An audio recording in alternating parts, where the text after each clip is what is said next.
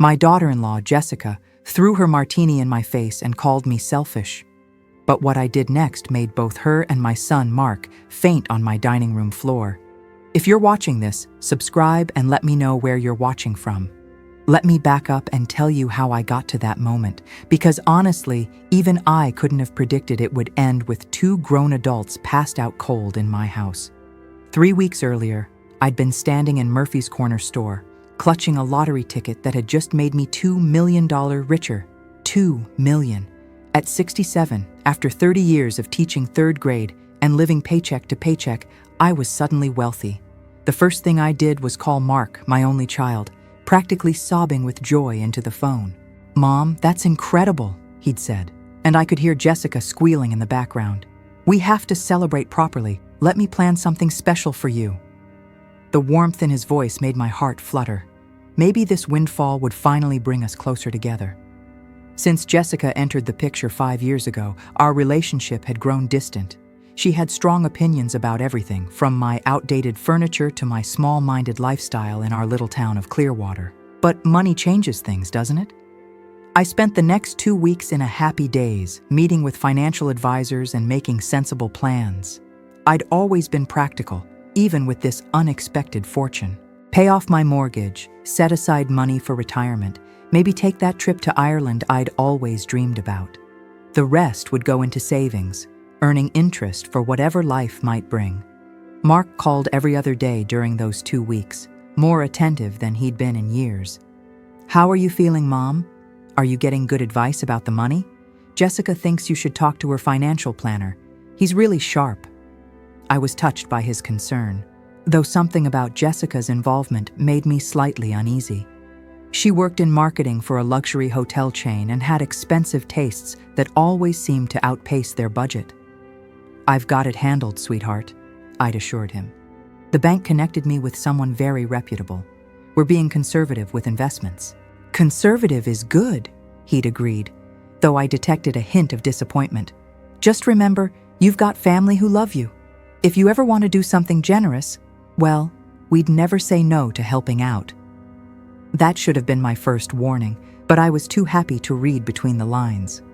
The dinner party was scheduled for Saturday night. Mark insisted on handling everything, bringing all the food and decorations to my house. "It's your celebration, Mom. You shouldn't lift a finger." Jessica even offered to do the cooking, which surprised me since she usually considered domestic tasks beneath her. As Saturday approached, I found myself genuinely excited. When was the last time my son had gone to such trouble for me? When was the last time Jessica had shown any interest in spending time together?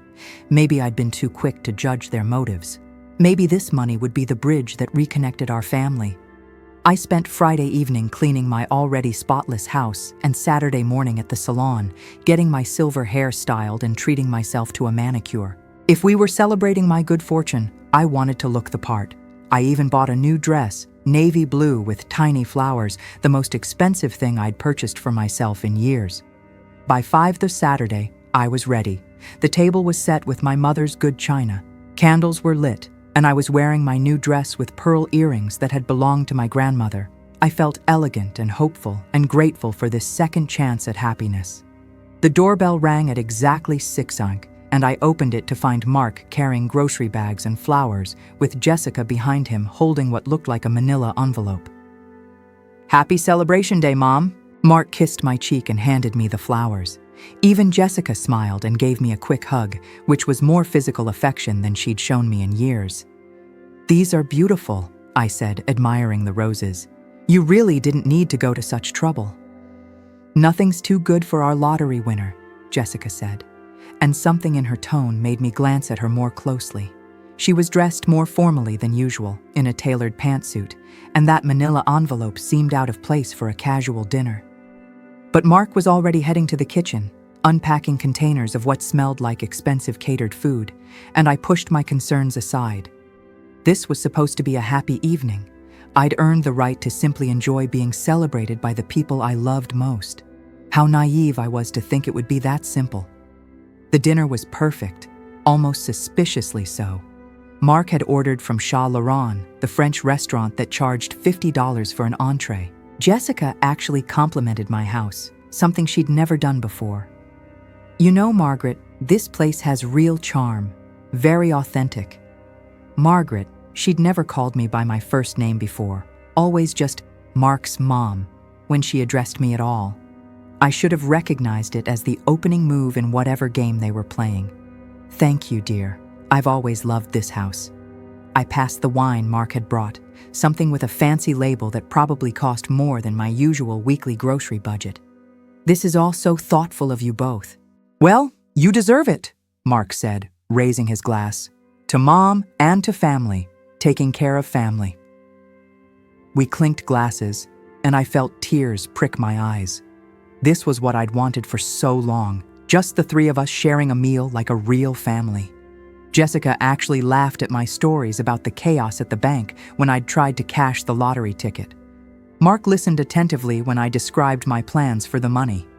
Very sensible, he nodded approvingly, though maybe a little too conservative. I mean, with that kind of money, you could really help people, make a difference in lives that matter to you. I'm sure I'll find ways to be generous, I agreed, thinking of the church fund and the local food bank where I volunteered. When you have more than you need, sharing is important. Jessica and Mark exchanged a look across the table, so quick I almost missed it, but something about that glance made my stomach tighten slightly. There was an urgency to it, a sense of coordination that felt rehearsed. Actually, Mom, Mark set down his fork and suddenly looked serious. That's something we wanted to talk to you about tonight. Family helping family. And there it was, the real reason for this elaborate dinner, for Jessica's unusual friendliness, for Mark's sudden attention over the past 2 weeks. They wanted something. Of course, they did. Why had I let myself believe otherwise? What kind of help? I asked, though I dreaded the answer.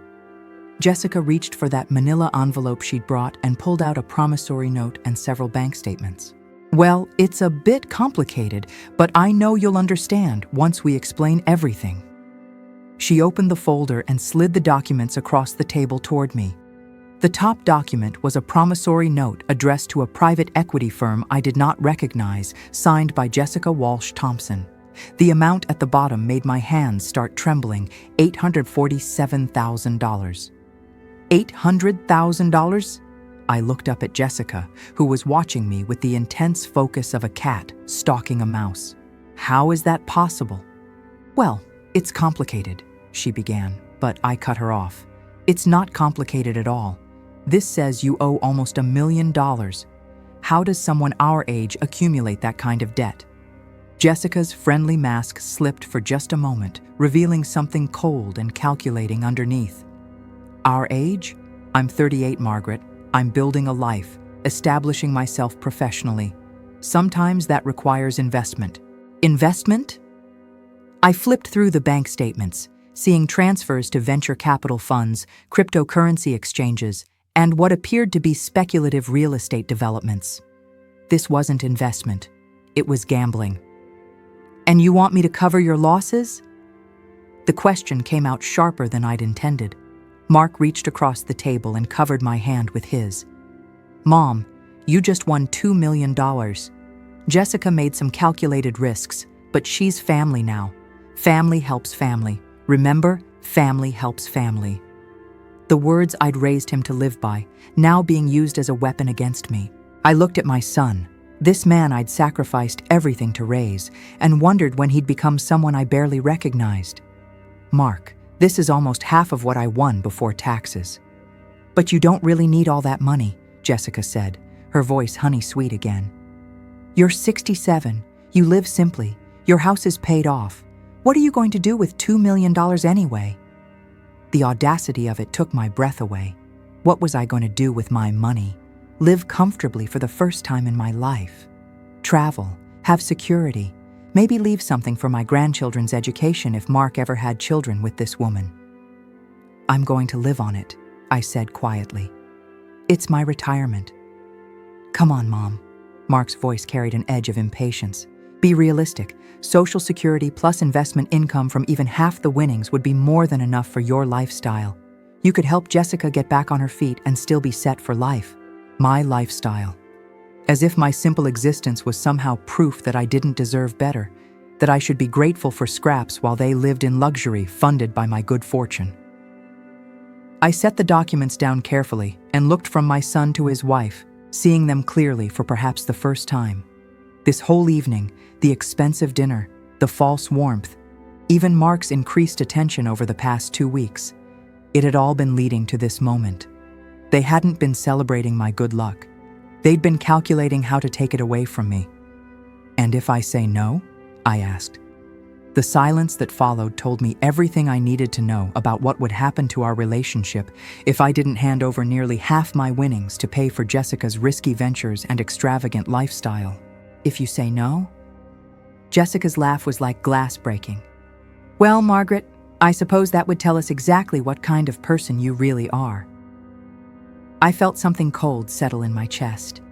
In all my years of teaching, I dealt with plenty of manipulative children, but this was different. This was my own family trying to guilt me into funding their mistakes. "What kind of person would that make me, Jessica?" I asked, genuinely curious to hear her answer. "The kind who wins the lottery and forgets where she came from," Mark said before Jessica could respond. "The kind who gets money and suddenly thinks she's better than the people who've supported her all these years." Supported me? I almost laughed at the absurdity. When had Mark supported me? When had either of them done anything for me that wasn't motivated by their own convenience or needs? Supported me? How exactly? The question slipped out before I could stop it. Mark's face flushed. "Are you serious?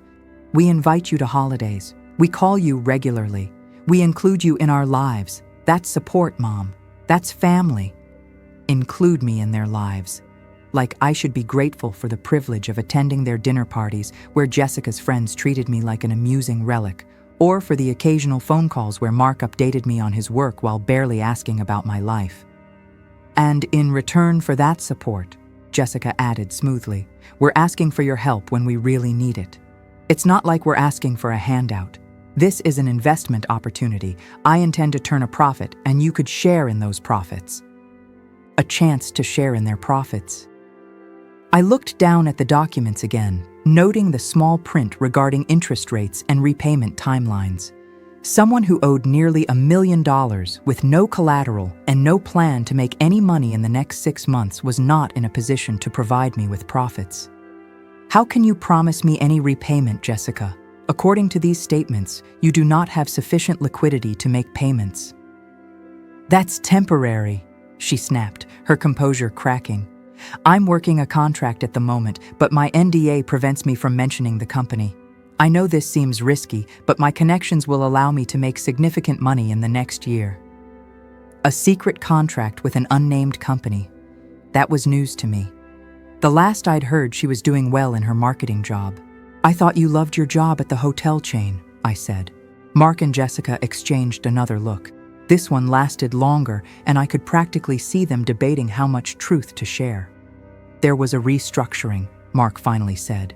"Jessica's position was eliminated. It wasn't performance-related." "When did this happen?" 3 months ago, Jessica admitted reluctantly. 3 months. And they'd been dealing with this massive debt while she was unemployed for 3 months. But they'd waited until I won the lottery to share this information. The timing was too perfect to be coincidental. "So, you've known about these financial problems for months, but you only decided to ask for help after I came into money." "That's not how it happened," Mark said quickly, but his tone suggested otherwise. "Then how did it happen?" "Look," Jessica leaned forward, abandoning any pretense of sweetness. "The truth is, I made some mistakes. I took some risks. I thought I could turn a profit, but then my contract ended and things spiraled. Mark and I have been trying to figure out how to handle it, and then you got lucky with the lottery. It seemed like destiny." Destiny. My years of financial struggle, of stretching every dollar and denying myself small luxuries, followed by this incredible stroke of luck. And she called it destiny, that she should benefit from it. "And if I hadn't won the lottery, what would you have done then?" "We were considering all options," Jessica said bluntly, "including selling everything we own, which would destroy my credit for years and probably cost Mark his security clearance at work." Mark worked for a defense contractor. I knew his job required government clearance, and I also knew that financial problems could jeopardize that clearance. So this wasn't just Jessica's problem, it was threatening Mark's career too. "Why didn't you come to me before?" I asked. "If this has been going on for months, why wait until now?" Mark looked genuinely uncomfortable. "Because we knew you didn't have that kind of money before. We didn't want to burden you with problems you couldn't help solve." The honest answer. Finally, they'd hidden this crisis because I was too poor to be useful. But now that I had money, suddenly I was family again. Suddenly, my involvement in their lives mattered. I stood up from the table, needing to move, needing to think. The numbers on those documents swam in front of my eyes. $847,000. It might as well have been $8 million for how impossible it seemed. "I need a minute to process this," I said. "Of course," Mark said quickly. "We know it's a lot to take in. But Mom, time is a factor here. They are demanding that I turn over the money or face consequences. We really need an answer soon." Legal action. The threat hung in the air like smoke. They weren't just asking for my help. They were painting me as responsible for whatever consequences might follow if I refused. I walked to the window and looked out at my small backyard where I'd spent countless hours gardening and thinking. Just this morning, I'd been excited about the possibility of traveling, of finally seeing some of the world beyond this small town. I'd imagined having enough money to be generous without sacrificing my own security. Now they were asking me to give up nearly half my winnings to pay for Jessica's lifestyle choices, and somehow I was the villain if I hesitated. I turned back to face them, and something in my expression must have warned them that I wasn't going to simply agree because both of their faces tensed. "Margaret," Jessica said carefully, "you do understand what this means for our relationship, don't you? If you choose your money over your family..." There it was, the ultimatum I'd been dreading. Choose your money over your family. As if loving them meant I owed them my financial security. As if saying no to this enormous request meant I didn't care about them. I looked at my son, this man I'd raised to be better than this, and felt my heart break a little. "What this means, Jessica, is that I need to decide whether I raised a son who thinks love can be bought or one who understands that family doesn't put price tags on affection." The silence that followed was deafening. Mark's face went white, then red. "That's not fair, Mom. You're twisting this into something it's not." "Am I?" I sat back down at the table, feeling steadier now that the real conversation had finally begun. "Then explain to me what it is, because from where I'm sitting, it looks like conditional love." "It's not conditional," Jessica interrupted. "But it is reciprocal. Relationships require give and take, Margaret. We've given you years of family connection, and now we're asking you to give something back." Years of family connection. I almost laughed at how she phrased it, like she'd been doing me a favor by tolerating my presence at their occasional gatherings. "What exactly have you given me, Jessica?" She blinked, clearly not expecting to have to itemize her contributions. "Well, we include you in holidays, we invite you to parties, we call you..." "You invite me to parties where your friends treat me like a curiosity, and you call me when you need something. What have you given me that actually mattered to me?" "We gave you a relationship with your only son," she said, her voice turning sharp. "Mark is busy. He has his own life, but he makes time for you because I encourage it. Do you think he'd call as often if I wasn't reminding him?" The words hit like a slap. She was probably right. Mark had become increasingly distant over the years, and I'd assumed it was natural growing apart. But what if it wasn't natural? What if Jessica had been slowly poisoning his feelings toward me while simultaneously taking credit for any contact we maintained? I looked at Mark, searching his face for some sign that he disagreed with his wife's assessment of our relationship. Instead, I saw embarrassment and something that might have been guilt. "Is that true, Mark? Do you only call me because Jessica reminds you?"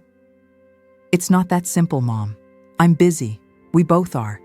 Jessica helps me remember to reach out to people." People. He called me people, as if I were just another item on his social obligations checklist. "I see." I folded my hands in my lap, struggling to process this revelation. So the calls, the visits, the inclusion in your lives, it's all been charity, and now you want me to pay you back for that charity. Stop being so dramatic, Jessica snapped. This isn't about charity. It's about family helping family when there's a crisis. You have the money. We have the need. It's simple math. Simple math. As if my lottery winnings were just numbers on a page instead of the first real security I'd ever had in my life.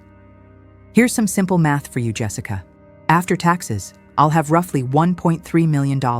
You want $847,000 of that. That leaves me with less than $500,000, which is still more money than most people see in a lifetime. Mark said, "Mom, you could live comfortably on the interest from that amount." Could I? Maybe if I was very careful, if I never got sick, if I never needed long-term care, if nothing unexpected ever happened. But comfortable and secure weren't the same thing, and I'd lived too many years without security to give it up lightly. You want me to risk my financial stability for your wife's reckless gambles? Gambles? Jessica's voice rose dangerously. You think this is about reckless gambles? I was building a business, Margaret. I was investing in my future, in our future. Not everyone can be content with your small little life. My small little life. The contempt in her voice was unmistakable. This was what she really thought of me, of the life I'd built through hard work and careful choices. My small little life included raising a son who I hoped would be better than this, I said quietly. Better than what? Mark's patience was clearly running out. Better than asking for help when we need it? Better than expecting family to act like family? Better than threatening emotional blackmail to get money, I replied. Emotional blackmail. Jessica stood up abruptly, her chair scraping against the floor. That's what you think this is? We come to you in crisis. We humble ourselves by asking for help, and you accuse us of manipulation. Aren't you manipulating me? You've made it clear that our relationship depends on my answer to this request. How is that not manipulation? Because, Mark said, his voice taking on the cold tone I remembered from his teenage years when he didn't get his way, family is supposed to be there for each other. If you can't be there for us when we really need you, then what kind of family are we? What kind of family indeed? The kind where love came with price tags, apparently. The kind where winning the lottery made you responsible for everyone else's mistakes. I looked around my dining room at the good china and lit candles and expensive catered food they'd brought to soften me up. This whole evening had been theater, a carefully orchestrated performance designed to make me feel valued and loved before they presented the bill. You know what, Mark? You're right. We should talk about what kind of family we are. I stood up and went to the kitchen, returning with a small vial and a glass of water. Both Mark and Jessica watched me warily, concern clouding their faces. You're going to hurt yourself? Mark asked. No, darling. I'm going to show you what my life would look like without this money. Ignoring their questions, I opened the small vial and carefully added a few drops of the clear liquid to the water. My hands trembled slightly as I stirred the mixture and raised it to my lips. Mom, what are you doing? Mark lunged forward trying to grab the glass, but I deftly sidestepped him and quickly drank it all down. I set the empty glass down on the table with a resolute thud. It was at that moment that Jessica picked up her martini glass and threw the contents in my face. The cold liquid hit my eyes and dripped down my new dress, vodka stinging and olive brine making me blink rapidly. You selfish, ungrateful old woman, she hissed. You'd rather hoard your money than help your own family. I stood there dripping olive garnish in my hair and felt something snap inside me. All those years of biting my tongue, of accepting their casual disrespect, of being grateful for any crumbs of attention they threw my way, all of it crystallized into perfect, cold clarity.